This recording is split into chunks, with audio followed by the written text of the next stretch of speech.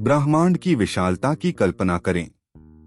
सोचिए, अनंत अंतरिक्ष में दूर दूर तक फैलती चमकती हुई गैस और धूल की परतों को देख रहे हैं। इन अनगिनत परतों और रंग-बिरंगे बादलों को हम कहते हैं नेब्यूला। नेब्यूला केवल अंतरिक्ष की सुंदरता नहीं है, यह वे रहस्यमय स्थल हैं जहां नए तारे जन्म लेते हैं। यह वह जगह है जहां ब्रह्मांड अपने अद्भुत चमत्कारों को जन्म देता है और हर नेब्यूला अपनी कहानी कहता है। मुख्य रूप से नेब्यूला में हाइड्रोजन और हीलियम पाए जाते हैं, जो ब्रह्मांड के सबसे प्रचलित और महत्वपूर्ण तत्व हैं। साथ ही कार्बन, ऑक्सीजन, नाइट्रोजन और अन्य भारी तत्व भी नेब्यूला की रासायनिक संरचना में मौजूद हैं। इन तत्वों की मौजूदगी नेब्यूला के रंग, उसकी चमक और आकार को तय करती है।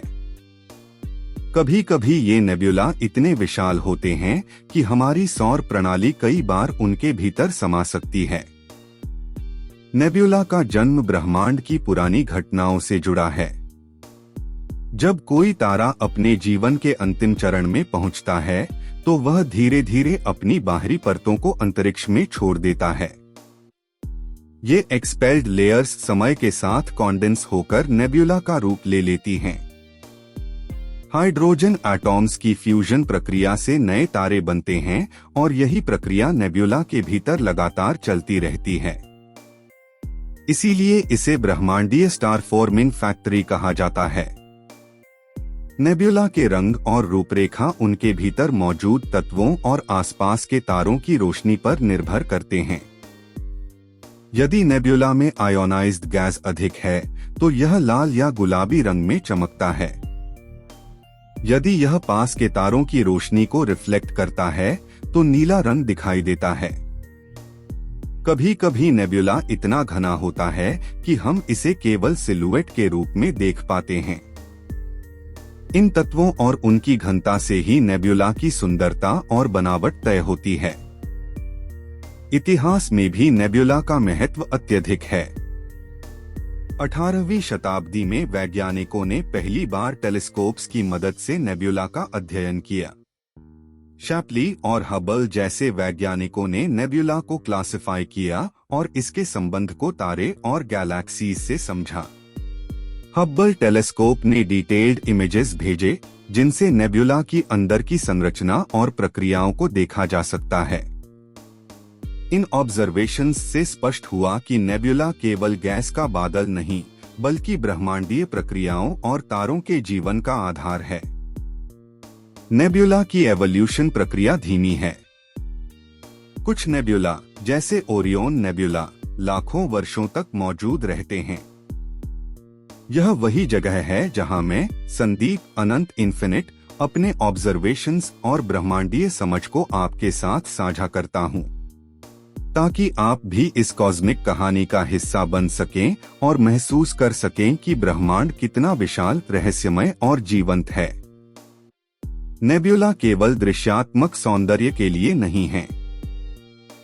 ये तारों का जन्मस्थान, ऊर्जा का स्रोत और ब्रह्मांडीय विकास की कहानी है। जब हम नेब्यूला की संरचना को देखते हैं, तो पार्टिकल्स अद्भुत पैटर्न्स बनाते हैं। इन पैटर्न्स और स्ट्रक्चर्स के अध्ययन से हमें ब्रह्मांड की रचना, एवोल्यूशन और समय की गति को समझने में मदद मिलती है। यह वही प्रक्रिया है जिसके माध्यम से हर तारा, हर सोलर सिस्टम और हर गैलेक्सी का निर्माण होता है।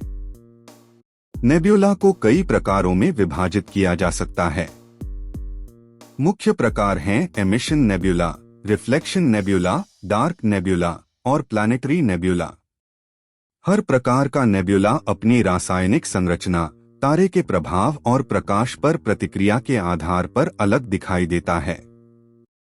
एमिशन नेब्यूला वे बादल हैं जो अपने भीतर आयोनाइज्ड गैस के कारण चमकते हैं। मुख्य रूप से हाइड्रोजन गैस अल्ट्रावायलेट लाइट से एक्साइट होती है और यह लाल रंग में प्रकाश उत्सर्जित करती है। उदाहरण के लिए ओरियन नेब्यूला। एमिशन नेब्यूला हमें यह सिखाते हैं कि प्रकाश केवल देखने के लिए नहीं है, यह हमें उनके भीतर होने वाली फिजिक्स और केमिकल रिएक्शंस की जानकारी भी देता है। रिफ्लेक्शन नेबुला थोड़े भिन्न हैं। ये अपने आसपास की तारों की रोशनी को रिफ्लेक्ट करते हैं। रिफ्लेक्शन नेबुला में डस्ट पार्टिकल्स इनकमिंग स्टारलाइट को स्कैटर करते हैं। प्लाइयाड्स नेबुला एक प्रसिद्ध उदाहरण है। डार्क नेबुला इसके विपरीत हैं। ये अत्यंत घने होते हैं और प्रकाश को अवशोषित कर लेते हैं। कभी कभी ये नेबुला केवल सिलुएट के रूप में दिखाई देते हैं, जैसे horse head nebula. Dark nebula में मोलेक्यूलर क्लाउड्स बहुत कॉम्पैक्ट होते हैं और यही स्थान है जहां नए स्टार्स की शुरुआत होती है। प्लैनेटरी नेबुला नाम सुनने में थोड़ा भ्रामक हो सकता है। इसका प्लैनेट्स से कोई संबंध नहीं होता। जब मध्यम आकार का तारा अपने जीवन के अंत में पहुंचता है तो वह अपनी आउटर लेयर्स छोड़ देता है। ये लेयर्स एक्सपैंड होकर रिंग लाइक या शेल लाइक स्ट्रक्चर बनाती हैं। प्लैनेटरी नेबुला में सेंटर में अक्सर व्हाइट ड्वार्फ तारा होता है। रिंग नेबुला इसका उत्तम उदाहरण है। टाइप्स ऑफ नेबुला के अध्ययन से हमें यह भी पता चलता है कि यूनिवर्स में स्ट्रक्चर्स कैसे इवॉल्व होते हैं। इमिशन, रिफ्लेक्शन, डार्क और प्लैनेटरी नेबुला केवल नाम नहीं हैं, ये कॉस्मिक फिनोमेना हैं जो मैटर, एनर्जी और रेडिएशन के इंटरैक्शन को दर्शाते हैं। इमिशन नेबुला हमें एनर्जी और आयोनाइजेशन की जानकारी देते हैं। रिफ्लेक्शन नेबुला दिखाते हैं कि लाइट और डस्ट कैसे इंटरैक्ट करते हैं। डार्क नेबुला हमें स्टार फॉर्मिंग रीजन्स का परिचय कराते हैं। प्लैनेटरी नेबुला स्टेलर एवोल्यूशन और मैटर रिलीज की कहानी बताते हैं। जब हम नेबुला की सुंदरता और महत्व की बात करते हैं तो कुछ नेबुला ऐसे हैं जिन्हें पूरा ब्रह्मांड जानता है। ये केवल वैज्ञानिकों के लिए नहीं बल्कि मानव कल्पना के लिए भी प्रेरणा का स्रोत हैं। इनमें हम यूनिवर्स की विशालता, रंगों का खेल और तारों के निर्माण की अद्भुत प्रक्रिया देख सकते हैं। सबसे प्रसिद्ध नेबुला में से एक है ओरियन नेबुला। यह लगभग 1344 प्रकाश वर्ष दूर स्थित है और नॉर्दर्न हेमिस्फेयर के ऑब्जर्वर्स के लिए आसानी से विजिबल है। ओरियन नेबुला केवल एक एमिशन नेबुला नहीं है, बल्कि यह एक स्टार फॉर्मिंग रीजन भी है। यहाँ नवजात तारे लगातार जन्म ले रहे हैं और उनके आसपास के गैसेस और डस्ट क्लाउड्स एक अद्भुत संरचना बनाते हैं। दूसरा प्रसिद्ध उदाहरण है हॉर्स हेड नेबुला, जो डार्क नेबुला के रूप में प्रसिद्ध है। इसकी घनी मोलेक्यूलर क्लाउड्स ने इसे एक घोड़े के सिर के आकार में बना दिया है। हॉर्स हेड नेबुला में अत्यंत घनी गैस और डस्ट रीजन्स मौजूद हैं, जो नवजात तारों के लिए इनक्यूबेटर का कार्य करते हैं। तीसरा उदाहरण है रिंग नेबुला, जो प्लैनेटरी नेबुला का उत्तम उदाहरण है। जब मध्यम आकार का तारा अपने जीवन के अंत में पहुंचता है तो यह अपनी बाहरी परतों को एक्सपैंड करके रिंग लाइक स्ट्रक्चर बनाता है। रिंग नेबुला में सेंटर में एक व्हाइट ड्वार्फ होता है जो पुरानी एनर्जी को उत्सर्जित करता है और यह हमें यह भी बताता है कि स्टार्स अपनी मृत्यु के दौरान मैटर और एनर्जी को यूनिवर्स में वापस कैसे रिलीज करते हैं। ईगल नेबुला, जिसे पिलर्स ऑफ क्रिएशन के नाम से भी जाना जाता है, नेबुला की संरचना और तारे निर्माण का अद्भुत उदाहरण है। इसमें टावरिंग कॉलम्स ऑफ गैस और डस्ट हैं, जिनमें नए स्टार्स जन्म ले रहे हैं। हब्बल टेलीस्कोप की इमेजेस ने इसे आइकॉनिक बना दिया है। ईगल नेबुला हमें दिखाता है कि स्टेलर नर्सरीज कितनी विशाल और डायनामिक होती हैं। इन फेमस नेबुली के अध्ययन से हमें यूनिवर्स की एवोल्यूशन को समझने में मदद मिलती है। इमिशन, डार्क, प्लैनेटरी और रिफ्लेक्शन नेबुला सभी यूनिक फिनोमेना हैं, लेकिन इनके आइकॉनिक एग्जाम्पल्स हमें दिखाते हैं कि कॉस्मिक स्ट्रक्चर्स कितने डाइवर्स और कॉम्प्लेक्स हैं। इनकी इमेजेस और डेटा हमें तारे के निर्माण, एवोल्यूशन और मोलिक्यूलर क्लाउड्स के फिजिक्स को डिटेल में समझने का अवसर देते हैं। संक्षेप में कहा जाए तो फेमस नेब्यूली केवल दृश्यात्मक सौंदर्य के लिए नहीं हैं। ये ब्रह्मांडीय लैबोरेटरीज हैं जहां स्टार्स का जन्म, एवोल्यूशन और स्ट्रक्चर फॉर्मेशन होता है। ओरियन, हॉर्स हेड, रिंग और ईगल नेब्यूला सभी हमें यूनिवर्स की जटिलता, ऊर्जा और विकास की कहानी बताते हैं। और यही ज्ञान मैं, संदीप अनंत इन्फिनिट, आपके साथ साझा करता हूँ। नेब्यूला केवल ब्रह्मांड में चमकते बादल नहीं हैं, ये स्टेलर एवोल्यूशन की शुरुआत और ब्रह्मांडीय प्रक्रियाओं का मूल आधार हैं। इनका फॉर्मेशन कॉम्प्लेक्स फिजिकल और केमिकल प्रोसेसेस का परिणाम होता है। जब हम नेब्यूला के फॉर्मेशन की बात करते हैं तो हमें समझना होगा कि यूनिवर्स में मैटर कैसे इंटरैक्ट करता है और तारे कैसे जन्म लेते हैं। नेब्यूला का जन्म तब होता है जब एक स्टार अपने जीवन के अंतिम चरण में पहुंचता है और अपनी आउटर लेयर्स को अंतरिक्ष में छोड़ देता है। ये एक्सपेल्ड गैसेस धीरे धीरे कॉन्डेंस होकर मोलिक्यूलर क्लाउड्स बनाती हैं। मोलिक्यूलर क्लाउड्स में हाइड्रोजन, हीलियम और अन्य हेवी एलिमेंट्स शामिल होते हैं। ग्रेविटी और मैग्नेटिक फील्ड्स की मदद से ये क्लाउड्स धीरे धीरे फ्रैगमेंट होते हैं। फ्रैगमेंटेशन के बाद डेंस कोर्स बनते हैं। यही रीजन्स नए स्टार्स के निर्माण के लिए तैयार होते हैं। स्टार फॉर्मेशन की प्रक्रिया में हाइड्रोजन एटॉम्स एक दूसरे के साथ कोलाइड करते हैं और फ्यूजन के लिए तैयार होते हैं। फ्यूजन शुरू होने पर नेब्यूला के अंदर ग्लोइंग प्रोटोस्टार्स बनते हैं। प्रोटोस्टार्स के चारों ओर रिमेनिंग गैस और डस्ट एक डिस्क बनाते हैं जिसे प्रोटोप्लैनेटरी डिस्क कहते हैं। यह प्रोसेस प्लैनेटरी सिस्टम्स की उत्पत्ति का भी संकेत देती है। डस्ट और गैस की इंटरैक्शन नेब्यूला के डायनामिक्स को शेप करती है। डस्ट पार्टिकल्स लाइट को स्कैटर और एब्जॉर्ब करते हैं जिससे नेब्यूला की अपीयरेंस बदलती है। इन रीजन्स में मोलिक्यूलर फॉर्मेशन तेज होती है जिससे नए स्टार्स और प्लैनेटरी सिस्टम्स का निर्माण होता है। नेब्यूला में होने वाले केमिकल रिएक्शंस जैसे formation of complex organic molecules यह संकेत देते हैं कि जीवन की बिल्डिंग ब्लॉक्स भी कॉस्मिक स्केल पर बन रहे हैं। इस प्रकार नेब्यूला वास्तविक लैबोरेटरीज हैं जहां स्टार्स और प्लैनेटरी सिस्टम्स उत्पन्न होते हैं। नेब्यूला में ऑब्जर्व्ड फिनोमेना हमें एस्ट्रोफिजिक्स के फंडामेंटल प्रिंसिपल्स सिखाते हैं।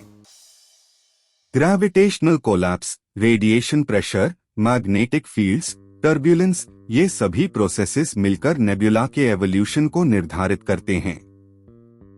इन प्रोसेसेस का अध्ययन केवल स्टार्स के जन्म के लिए नहीं बल्कि गैलेक्सीज और यूनिवर्स के स्ट्रक्चर को समझने के लिए भी किया जाता है। नेब्यूला लैबोरेटरीज हमें दिखाती हैं कि यूनिवर्स सेल्फ ऑर्गेनाइजिंग और इंटरकनेक्टेड है, जहां हर एलिमेंट और एनर्जी का फ्लो एक लार्जर पैटर्न में जुड़ा हुआ है। नेब्यूला की स्टडी से हमें यह भी पता चलता है कि कॉस्मिक टाइम स्केल और मैटर डिस्ट्रीब्यूशन कैसे काम करते हैं। नेब्यूला में मोलिक्यूलर क्लाउड्स, डस्ट और रेडिएशन इंटरैक्शंस को ऑब्जर्व करके हम यूनिवर्स के एवोल्यूशन का माइक्रोस्कोपिक और मैक्रोस्कोपिक दोनों पर्सपेक्टिव समझ सकते हैं। इन लैबोरेटरीज की जानकारी से वैज्ञानिक नए थियोरेटिकल मॉडल्स तैयार करते हैं जो स्टार्स, प्लैनेटरी सिस्टम्स और गैलेक्सीज के विकास को प्रिडिक्ट कर सकते हैं।